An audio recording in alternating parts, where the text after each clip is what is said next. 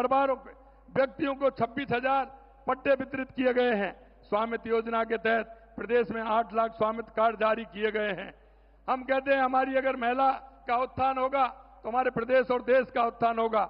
लखपति दीदी योजना में 14 लाख से ज्यादा महिलाओं को प्रशिक्षण प्रदान कर 7,80,000 लखपति दीदी बनाई गई हैं। लाड़ो प्रोत्साहन योजना के तहत 2,30,000 बालिकाओं के जन्म पर 1.5 लाख रुपए का सेविंग बॉन्ड उपलब्ध कराया जा रहा है। हमारे किसान के लिए मैं कहना चाहता हूं, जो हमारी योजना है या बिजली की हो या पानी की हो, हमारे किसान को ध्यान में रखते हुए की है। गेहूं के समर्थन मूल्य में बोनस देकर हमने पिछले साल 12 लाख मैट्रिक टन तथा इस वर्ष 17 लाख मैट्रिक टन गेहूं अधिक खरीद की है। किसान सम्मान निधि के 76 लाख से अधिक किसानों को 6,800 रुपए से अधिक की राशि हस्तांतरित की गई है। हमने 4 लाख सरकारी और निजी क्षेत्र में 6 लाख रोजगार देने का संकल्प लिया है। हम कहते हैं कि हमारा युवा का उत्थान होगा तो हमारे देश और प्रदेश का उत्थान होगा। हमने 67,000 से अधिक पदों पर नियुक्ति दे दी गई है तथा करीब 1,87,000 से अधिक पदों पर भर्ती कार्रवाई प्रक्रियाधीन है। रोजगार मेलों के माध्यम से 65,000 से अधिक युवाओं को रोजगार उपलब्ध कराया गया है। साथ ही 3 लाख युवाओं को कौशल प्रशिक्षण प्रदान किया गया है। अंत में मैं इतना कहना चाहता हूं, हमारे देश के यशस्वी प्रधानमंत्री सबका विकास, सबका विश्वास, सबका प्रयास को लेकर के चलते हैं। मैं कहना चाहता हूं कि राजस्थान के अंदर ये डबल इंजन की सरकार जल कल्याणकारी नीतियों की योजना का पूरा लाभ मिल रहा है। हमारी केंद्र की योजना है, उनका पूरा लाभ राजस्थान की जनता को मिल रहा है। और मैं इतना ही कहना चाहता हूं कि केंद्र की सरकार और राज्य की सरकार, देश के यशस्वी प्रधानमंत्री नरेंद्र मोदी जी के नेतृत्व में राजस्थान के अंदर जो सौगातें की हैं वो अभूतपूर्व हैं। 40 साल और 50 साल से जो सौगात नहीं मिली थी वो माननीय देश के यशस्वी प्रधानमंत्री नरेंद्र मोदी जी के नेतृत्व में मिली है। अंत में प्रदेशवासियों की ओर से आप सभी का अंत में बहुत बहुत आभार प्रकट करता हूं, धन्यवाद देता हूं। आप सभी को बहुत बहुत धन्यवाद। एक बार जोरदार तालियों से माननीय प्रधानमंत्री जी का स्वागत, अभिनंदन। भारत माता की, भारत माता की।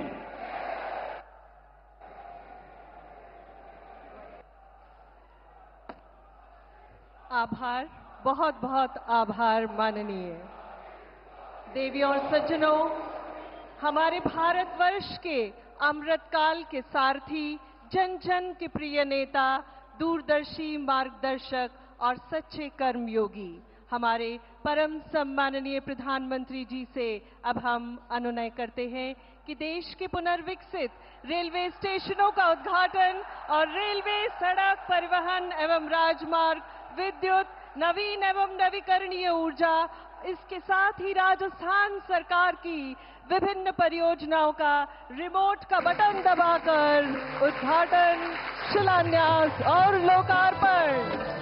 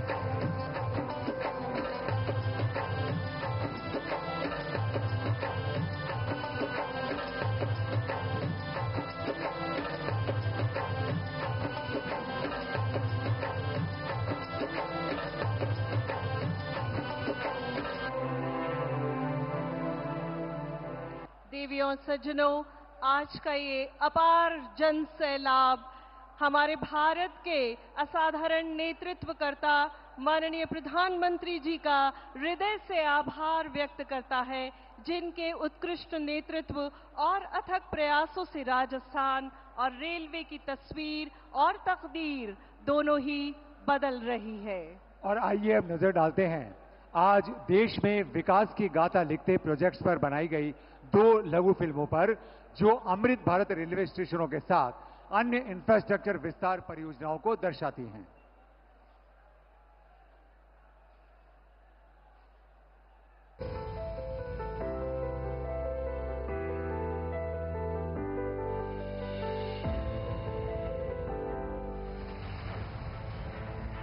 भारतीय रेल प्रधानमंत्री नरेंद्र मोदी जी के निर्णायक नेतृत्व में निरंतर प्रगति कर रही है और बन रही है साक्षी नित नई उपलब्धियों की, विकास की नई ऊंचाइयों की।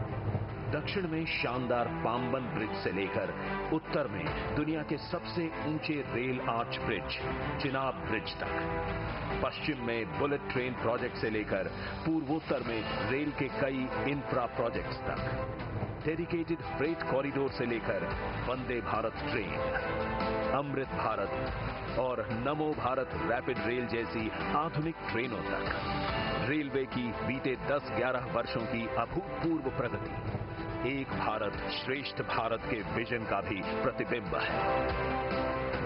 आधुनिक रेलवे की इसी श्रृंखला का एक मुख्य हिस्सा है हमारे रेलवे स्टेशन। 2 साल पहले प्रधानमंत्री नरेंद्र मोदी जी ने विश्व के सबसे बड़े स्टेशन पुनर्विकास कार्यक्रम की शुरुआत की, अमृत भारत स्टेशन योजना। लक्ष्य था देश के 1300 से अधिक स्टेशनों की दशा सुधारना, अव्यवस्थाओं को सुविधाओं से बदलना और उन्हें वर्ल्ड क्लास स्टेशन के रूप में विकसित करना। विकास और बदलाव का ये सफर आज एक अहम मुकाम पर पहुंचा है, जब प्रधानमंत्री जी शुभारंभ कर रहे हैं गुजरात, उत्तर प्रदेश, महाराष्ट्र, पश्चिम बंगाल, आंध्र प्रदेश, तेलंगाना, तमिलनाडु, असम, बिहार समेत 18 राज्यों में 103 रीडेवलप्ड रेलवे स्टेशनों का।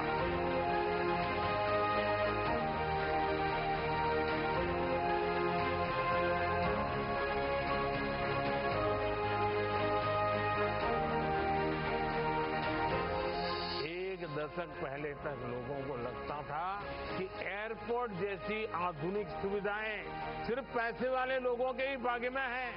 आज गरीब और मिडिल क्लास के लोग रेलवे स्टेशन पर भी एयरपोर्ट में जैसी सुविधा होती है ना, मेरा गरीब भाई बहन भी उसका लाभ ले सकता है। ये सभी स्टेशन विरासत और विकास दोनों के प्रतीक हैं।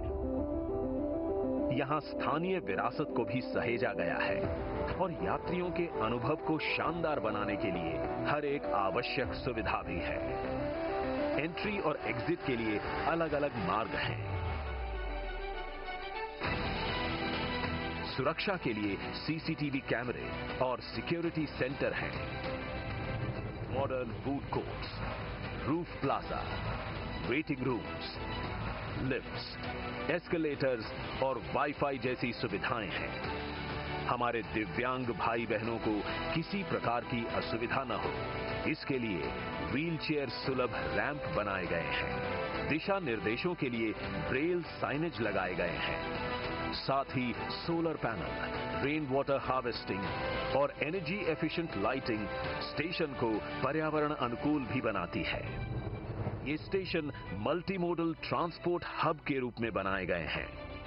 स्टेशन के साथ ही चौड़ी सड़कें, पर्याप्त पार्किंग स्पेस और चौड़े फुटओवर ब्रिज सभी बनाए गए हैं। इन स्टेशनों से लोगों को सुखद और बेहतरीन यात्रा अनुभव मिलेगा। साथ ही ये आर्थिक विकास के केंद्र के रूप में भी उभरेंगे। अमृत भारत स्टेशनों के साथ ही आज प्रधानमंत्री जी कर रहे हैं सूरतगढ़, फुलेरा, उदयपुर, फलौदी और समदड़ी की इलेक्ट्रिक लाइनें देश को समर्पित। चूरू और सादुलपुर रेल लाइन के दोहरीकरण का शिलान्यास और बीकानेर और मुंबई के बीच चलने वाली एक्सप्रेस ट्रेन का हरी झंडी दिखा करके शुभारंभ, जिससे विकसित भारत के भागीदार के रूप में भारतीय रेल ऐसे ही आगे बढ़ती रहेगी। हमारे माननीय प्रधानमंत्री श्री नरेंद्र मोदी जी के दूरदर्शी नेतृत्व में गत दशक रहा है प्रगति का, विकास का और वर्ल्ड क्लास इंफ्रास्ट्रक्चर निर्माण का। इसका लाभ राजस्थान को भी मिला है। आज माननीय प्रधानमंत्री जी 23,400 करोड़ रुपए से अधिक की 43 परियोजनाओं का लोकार्पण एवं शिलान्यास कर रहे हैं। फौज की अंतर्राष्ट्रीय सीमा तक तेज और बेहतर आवाजाही के लिए तनौट, रामगढ़, जैसलमेर, मोकल सरकारी तला, बाड़मेर से गागरिया एवं गागरिया से मुनाबाव के चौड़ाईकरण कार्य से देश की सामरिक शक्ति को बल मिलेगा। श्री गंगानगर, राय सिंह नगर के चौड़ाईकरण से सीमावर्ती राज्य पंजाब और राजस्थान के बीच कनेक्टिविटी बेहतर होगी। अमृतसर जामनगर 6 लेन इकोनॉमिक कॉरिडोर पर देवगढ़ से राजस्थान गुजरात सीमा से कांडला और मुंद्रा बंदरगाहों तक बेहतर पहुंच मिलेगी। 4 लेन भीम से बघाना, मादा की बस्ती से गोमती और खेरवाड़ा से डूंगरपुर सागवाड़ा तथा 12 राज्य राजमार्गों के विकास कार्य से शहरों और गांवों से आवाजाही बेहतर होगी। ये प्रोजेक्ट राजस्थान को देश के सबसे कनेक्टेड राज्यों में से एक बनाएंगे। टूरिज्म को, यहां के किसानों को, मेरे नौजवान साथियों को इससे बहुत फायदा होगा। शिम्भू का भुर्ज सोलर प्लांट से कार्बन उत्सर्जन में कमी आएगी। नीमच सोलर पार्क एवं बीकानेर कॉम्प्लेक्स से विद्युत निकासी के लिए ट्रांसमिशन सिस्टम फतेहगढ़ 2 में परिवर्तन क्षमता के विस्तार और राजपुरा एवं सरदा में ग्रिड सब स्टेशन और उनकी लाइनों से राजस्थान में बिजली की आपूर्ति पूरी होगी। माही परियोजना के सुदृढ़ीकरण से किसानों को 20,000 हेक्टेयर क्षेत्र में सिंचाई हेतु जल उपलब्ध होगा। राजसमंद, प्रतापगढ़, भीलवाड़ा और धौलपुर में नर्सिंग कॉलेज से आरोग्य सेवा में सुधार आएगा। आज शिलान्यास होने वाली परियोजनाएं हैं म्याजलार जैसलमेर एवं सुंदराम म्याजलार खंड और गोटन साथिन राज्य राजमार्ग के विकास से आवाजाही सुगम होगी। अजमेर नागौर खंड के पुष्कर बाईपास पर 3 BUP से यहाँ लगने वाले जाम से निजात मिलेगा। जैसलमेर बाड़मेर कॉम्प्लेक्स से विद्युत निकासी के लिए ट्रांसमिशन सिस्टम तथा कलासर, नावा और बीकानेर में सोलर प्रोजेक्ट से कार्बन उत्सर्जन में कमी आएगी। ऐसी कई परियोजनाओं से माननीय प्रधानमंत्री जी के नेतृत्व में राजस्थान की डबल इंजन सरकार अमृत काल में राजस्थान को संपन्न राज्य बनाएगी।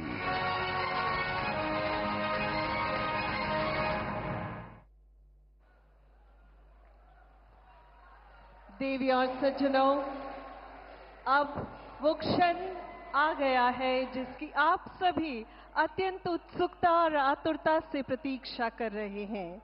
अब हम सादर निवेदन करते हैं समूची दुनिया में प्रत्येक भारतवासी का गौरव बोध बढ़ाने वाले हमारे माननीय प्रधानमंत्री जी श्रीमान नरेंद्र मोदी जी से कि आज के इस ऐतिहासिक समारोह में हम सभी को अपने ऊर्जस्वी और ओजस्वी विचारों से मार्गदर्शन प्रदान करें। माननीय प्रधानमंत्री श्रीमान नरेंद्र मोदी जी।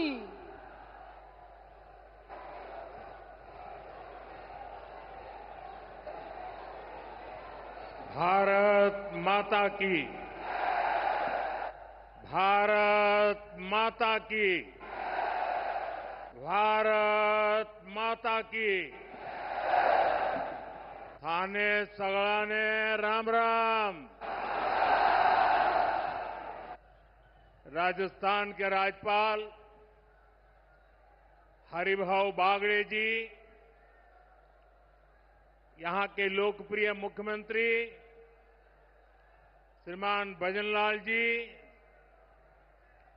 पूर्व मुख्यमंत्री बहन वसुंधरा राजे जी, केंद्रीय कैबिनेट के मेरे साथी अश्विनी वैष्णव जी, अर्जुन राम मेघवाल जी, राजस्थान की उप मुख्यमंत्री दिया कुमारी जी, प्रेमचंद जी, राजस्थान सरकार के अन्य मंत्रीगण,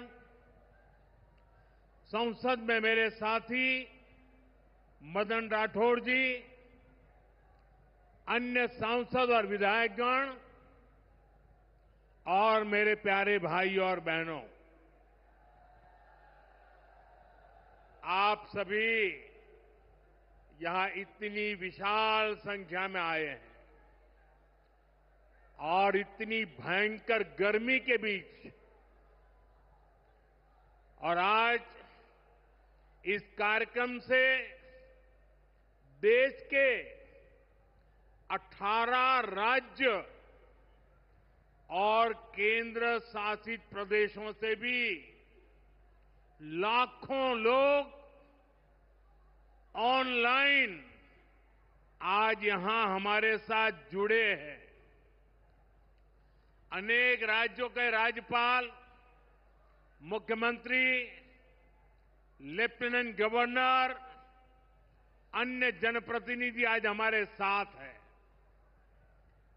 मैं देश भर से जुड़े सभी महानुभावों का,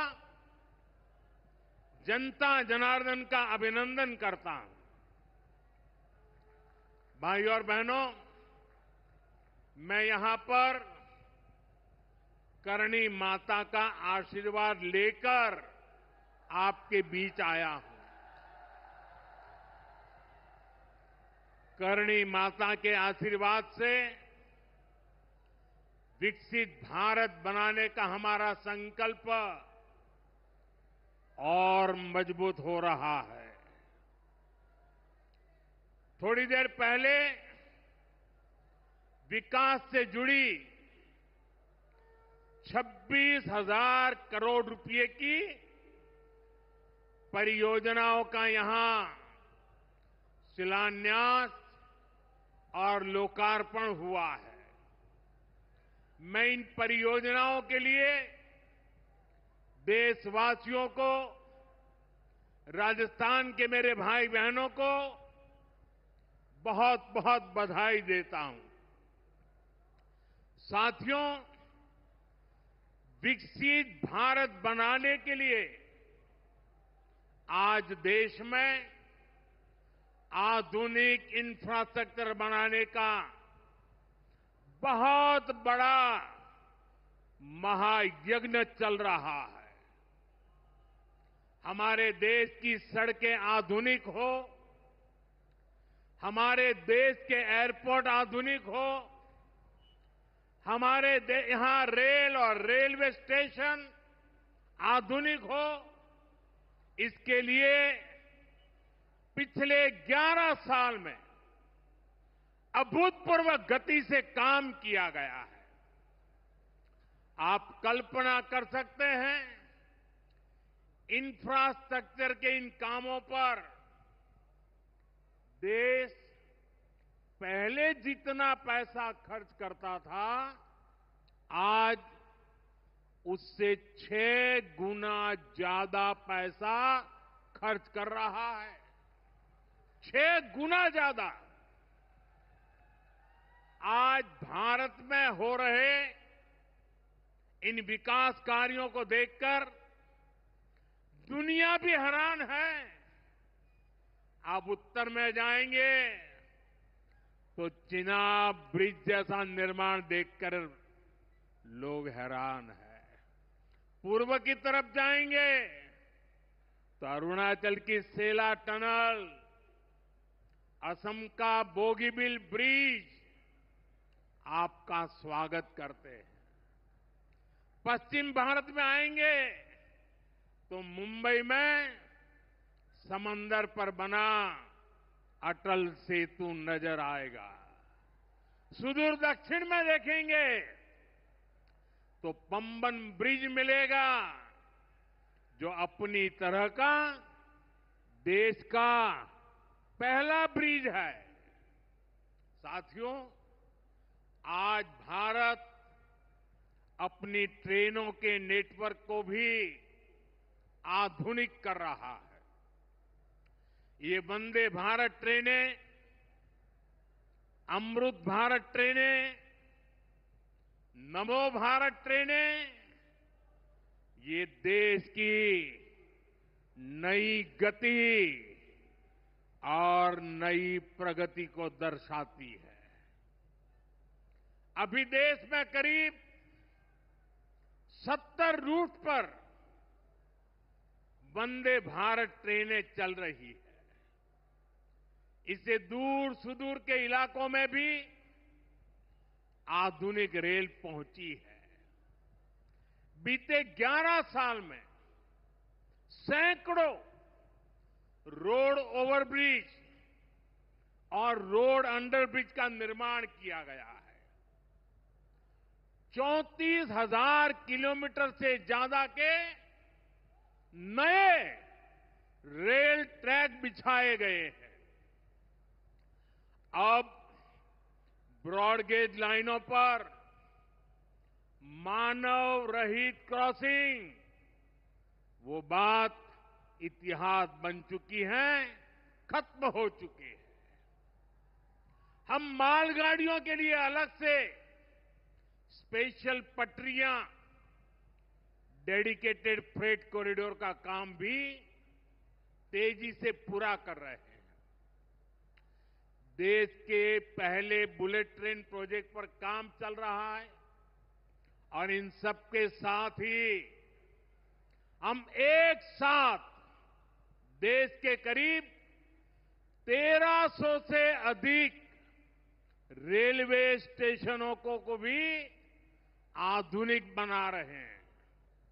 साथियों, आधुनिक हो रहे इन रेलवे स्टेशनों को देश ने अमृत भारत स्टेशन का नाम दिया है। आज इनमें से 100 से अधिक अमृत भारत स्टेशन बनकर के तैयार हो गए हैं। सोशल मीडिया पर भी लोग देख रहे हैं कि इन रेलवे स्टेशनों का पहले क्या हाल था और अब कैसे इनकी तस्वीर बदल गई है। साथियों, विकास भी विरासत भी इस मंत्र का इन अमृत भारत रेलवे स्टेशनों पर उसका नजारा साफ साफ दिखाई देता है। ये स्थानीय कला और संस्कृति के भी नए प्रतीक है।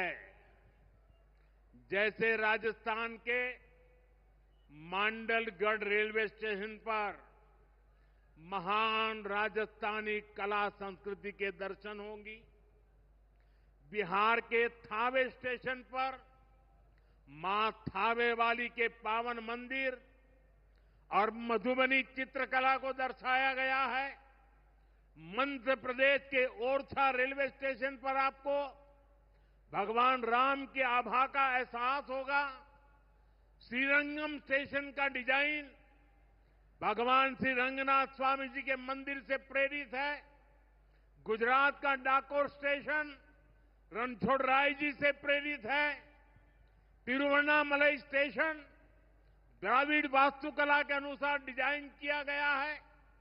बेगमपट स्टेशन पर आपको काकतीय साम्राज्य के समय का आर्किटेक्चर देखने को मिलेगा।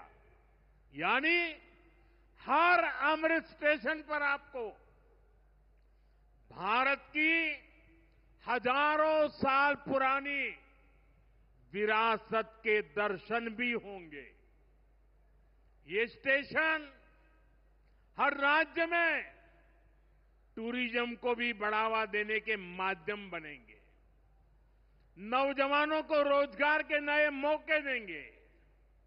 और मैं उन शहर के नागरिकों को रेलवे में यात्रा करने वाले पैसेंजर से प्रार्थना करूंगा, ये सारी संपत्ति के मालिक आप हैं। कभी भी वहां गंदगी न हो, इस संपत्ति का नुकसान न हो, क्योंकि आप उसके मालिक हैं। साथियों, इंफ्रास्ट्रक्चर बनाने के लिए जो पैसा सरकार खर्च करती है, वो रोजगार भी बनाता है, व्यापार कारोबार भी बढ़ाता है। जो हजारों करोड़ रुपए सरकार लगा रही है, ये पैसा मजदूर की जेब में जा रहा है, ये दुकानदार को मिल रहा है, दुकान और फैक्ट्री में काम करने वाले लोगों को मिल रहा है। रेत, बजरी, सीमेंट, ये सारी चीजें ढोने वाले ट्रक, टेम्पो चलाने वालों को भी इससे फायदा होता है। और जब ये इंफ्रास्ट्रक्चर बनकर तैयार हो जाता है तो फिर अनेक गुना और फायदे होते हैं। किसान की उपज कम कीमत में बाजार तक पहुंचती है, वेस्टेज कम होती है, जहां सड़कें अच्छी होती हैं, नई ट्रेनें पहुंचती हैं, वहां नए उद्योग लगते हैं, पर्यटन को बहुत बढ़ावा मिलता है। यानी इंफ्रास्ट्रक्चर पर लगने वाले पैसे से हर परिवार का, खास तौर पर हमारे नौजवानों का सबसे अधिक फायदा होता है। साथियों, इंफ्रास्ट्रक्चर पर जो काम हो रहा है उसका हमारे राजस्थान को भी बड़ा लाभ मिल रहा है। आज राजस्थान के गांव-गांव में अच्छी सड़कें बन रही हैं, बॉर्डर के इलाकों में भी शानदार सड़कें बन रही हैं। इसके लिए बीते 11 साल में अकेले राजस्थान में करीब 70,000 करोड़ रुपए खर्च किए गए हैं। राजस्थान में रेलवे के विकास के लिए भी केंद्र सरकार इस साल करीब 10,000 करोड़ रुपए खर्च करने जा रही है। ये 2014 से पहले की तुलना में 15 गुना अधिक है। अभी थोड़ी देर पहले ही यहां से मुंबई के लिए एक नई ट्रेन को हरी झंडी दिखाई गई है। आज ही कई इलाकों में स्वास्थ्य, जल और बिजली से जुड़ी योजनाओं का शिलान्यास और लोकार्पण हुआ है। इन सारे प्रयासों का लक्ष्य है हमारे राजस्थान के शहर हो या गांव तेजी से उन्नति की ओर बढ़ सके, राजस्थान के युवाओं को उनके शहर में ही अच्छे अवसर मिल सके। साथियों, राजस्थान के औद्योगिक विकास के लिए भी डबल इंजन सरकार तेजी से काम कर रही है। अलग अलग सेक्टर्स के लिए यहां भजनलाल जी की सरकार ने नई औद्योगिक नीतियां जारी की है। बीकानेर को भी इन नई नीतियों का लाभ मिलेगा।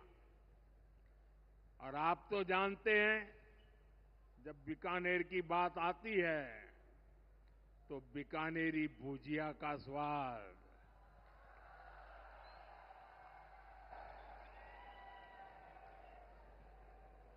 और बीकानेरी रसगुल्लों की मिठास,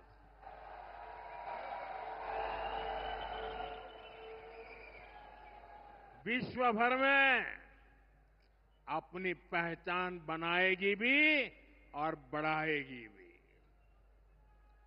राजस्थान की रिफाइनरी का काम भी अंतिम चरण में है।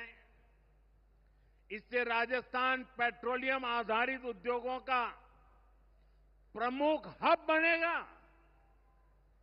अमृतसर से जामनगर तक जो 6 लेन का इकोनॉमिक कॉरिडोर बन रहा है, वो राजस्थान में श्रीगंगानगर, हनुमानगढ़, बीकानेर, जोधपुर, बाड़मेर और जालोर से गुजर रहा है। दिल्ली मुंबई एक्सप्रेसवे का काम भी राजस्थान में लगभग पूरा हो गया है। कनेक्टिविटी का यह अभियान राजस्थान में औद्योगिक विकास को नई ऊंचाई पर ले जाएगा। साथियों, राजस्थान में पीएम सूर्यघर मुफ्त बिजली योजना भी तेजी से आगे बढ़ रही है।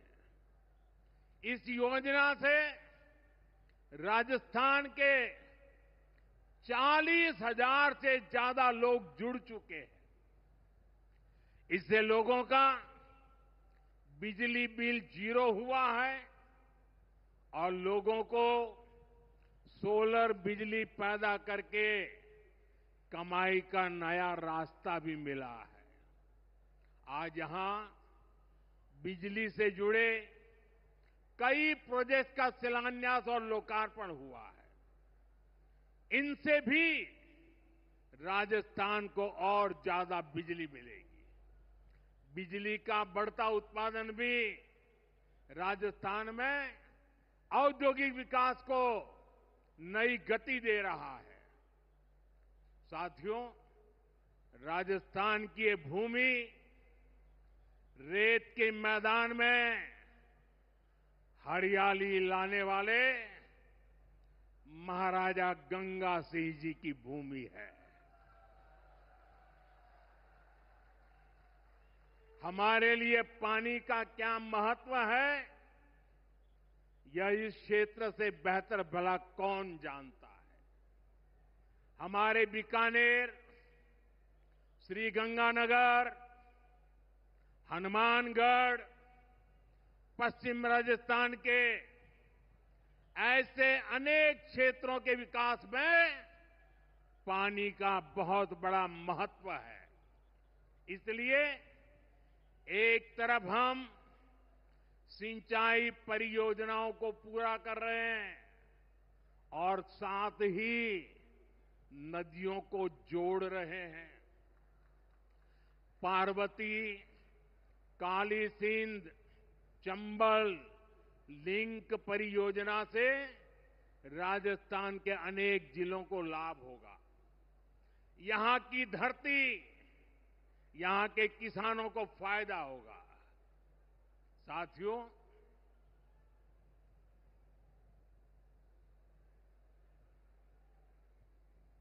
राजस्थान की ये वीर धरा हमें सिखाती है कि देश और देशवासियों से बड़ा और कुछ नहीं। 22 अप्रैल को आतंकवादियों ने धर्म पूछकर हमारी बहनों की मांग का सिंदूर उजाड़ दिया था।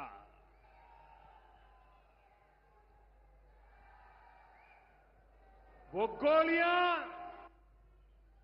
पहलगाम में चली थी, लेकिन उन गोलियों से 140 करोड़ देशवासियों का सीना छलनी हुआ था।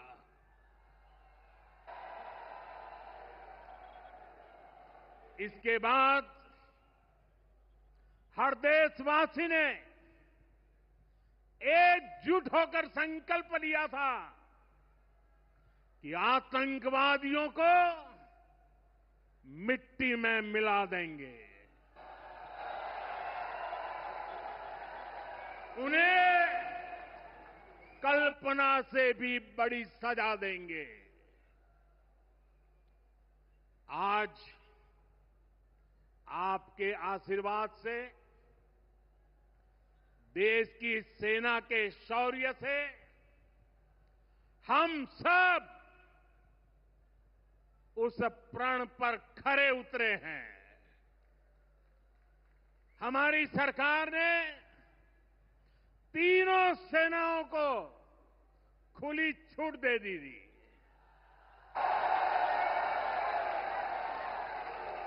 और तीनों सेनाओं ने मिलकर ऐसा चक्रव्यूह रचा कि पाकिस्तान को घुटने टेकने के लिए मजबूर कर दिया।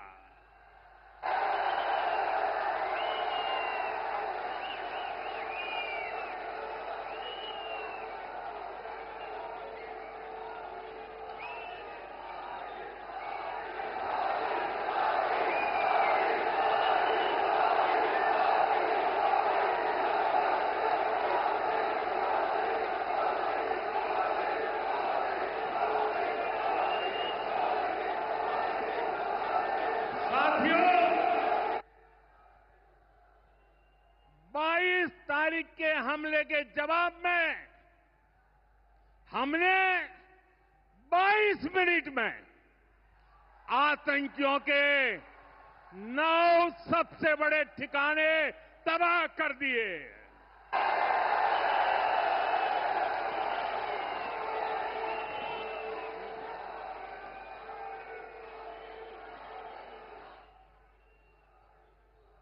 दुनिया ने और देश के दुश्मनों ने भी देख लिया कि जब सिंदूर बारूद बन जाता है तो नतीजा क्या होता है।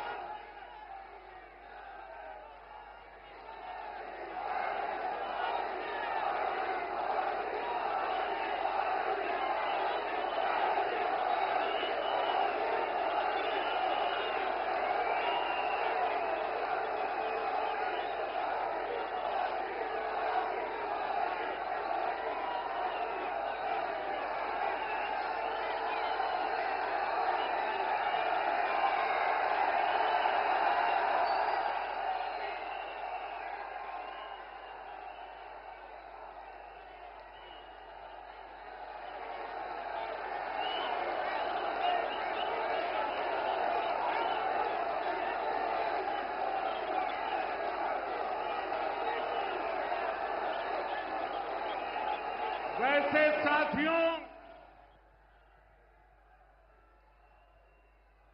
ये संयोग ही है 5 साल पहले जब बालाकोट में देश ने एयर स्ट्राइक की थी, उसके बाद मेरी पहली जनसभा राजस्थान में ही सीमा पर हुई थी।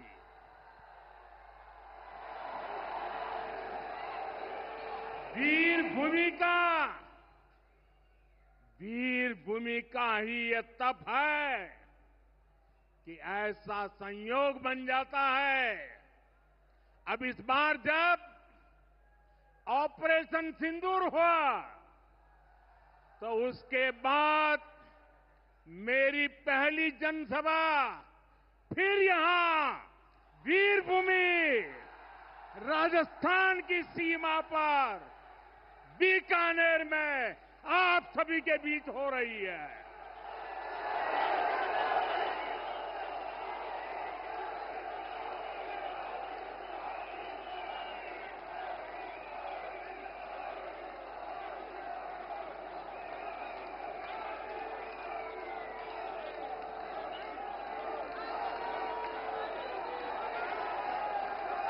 साथियों, चूरू में मैंने कहा था, एयर स्ट्राइक के बाद मैं आया था, तब मैंने कहा था, सौगंध मुझे इस मिट्टी की, मैं देश नहीं मिटने दूंगा, मैं देश नहीं झुकने दूंगा।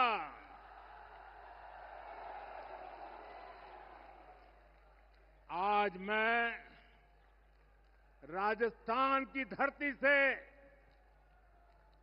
देशवासियों से बड़ी नम्रता के साथ कहना चाहता हूं, मैं देश के कोने कोने में जो तिरंगा यात्राओं का हुजूम चल रहा है,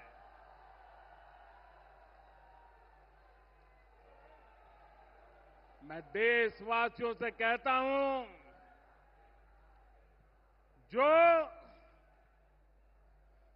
जो सिंदूर मिटाने निकले थे,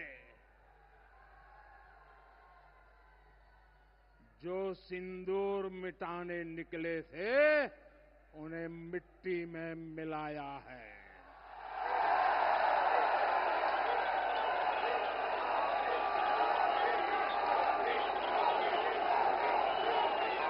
जो हिंदुस्तान का लहू बहाते थे,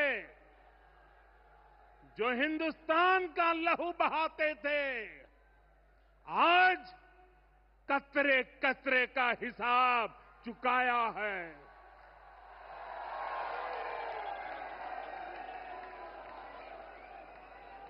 जो सोचते थे भारत चुप रहेगा, आज वो घरों में डूब डूब के पड़े हैं।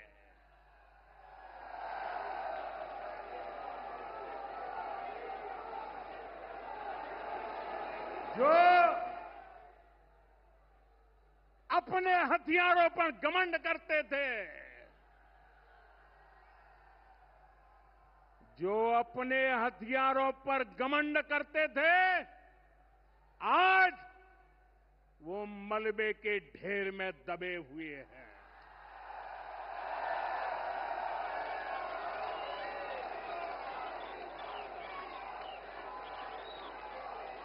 मेरे प्यारे देशवासियों, ये शोध प्रतिशोध का खेल नहीं, ये शोध प्रतिशोध का खेल नहीं, ये न्याय का नया स्वरूप है।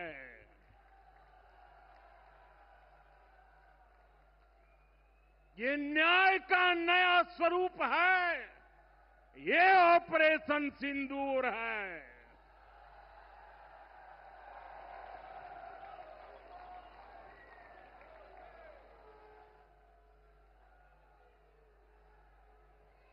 ये सिर्फ आक्रोश नहीं है, ये सिर्फ आक्रोश नहीं है, ये समर्थ भारत का रौद्र रूप है।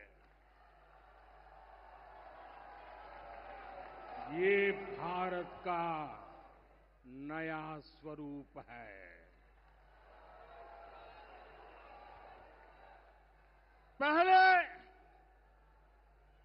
पहले घर में घुसकर किया था वार, पहले घर में घुसकर किया था वार, अब सीधा सीने पर किया प्रहार है।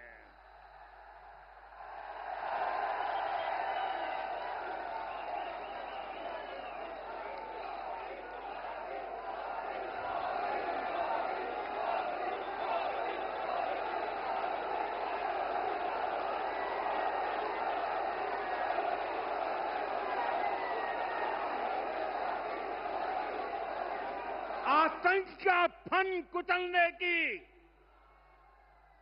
आतंक का फन कुचलने की यही नीति है, यही रीति है, यही भारत है, नया भारत है। ये भारत माता की, भारत माता की, भारत माता की। ऑपरेशन सिंदूर ने आतंकवाद से निपटने के 3 सूत्र तय कर दिए हैं। पहला,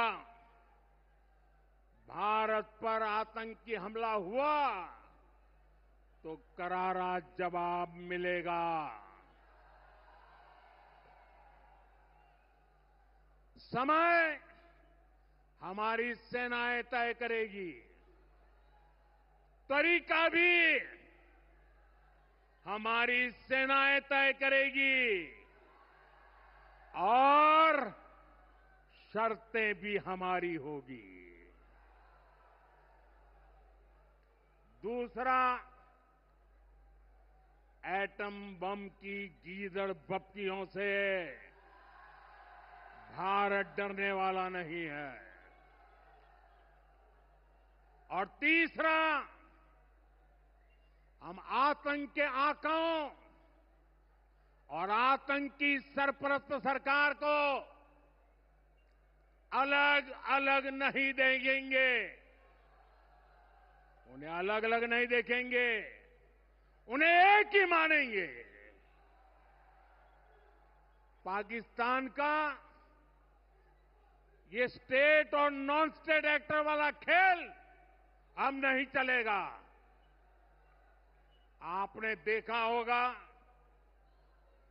पूरी दुनिया में पाकिस्तान की पोल खोलने के लिए हमारे देश के 7 अलग अलग प्रतिनिधिमंडल पूरे विश्व भर में पहुंच रहे हैं। और इसमें देश के सभी राजनीतिक दलों के लोग हैं, विदेश नीति के जानकार हैं, गणमान्य नागरिक हैं। अब पाकिस्तान का असली चेहरा पूरी दुनिया को दिखाया जाएगा। साथियों, पाकिस्तान भारत से कभी सीधी लड़ाई जीत ही नहीं सकता। जब भी सीधी लड़ाई होती है तो बार बार पाकिस्तान को मुंह की खानी पड़ती है। इसलिए पाकिस्तान ने आतंकवाद को भारत के खिलाफ लड़ाई का हथियार बनाया है। आजादी के बाद पिछले कई दशकों से यही चला आ रहा था। पाकिस्तान आतंक फैलाता था, निर्दोष लोगों की हत्याएं करता था, भारत में डर का माहौल बनाता था। लेकिन पाकिस्तान एक बात भूल गया, अब मां भारती का सेवक मोदी यहां सीना तान कर खड़ा है।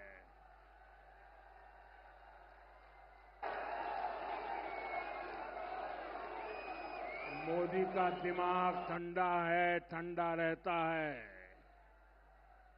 लेकिन मोदी का लहू गर्म होता है।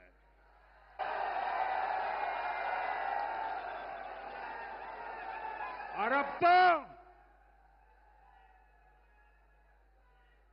मोदी की नसों में लहू नहीं, गरम सिंदूर बह रहा है।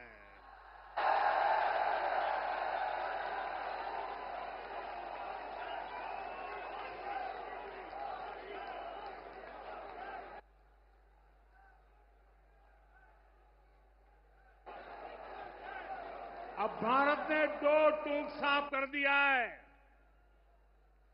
हर आतंकी हमले की पाकिस्तान को भारी कीमत चुकानी पड़ेगी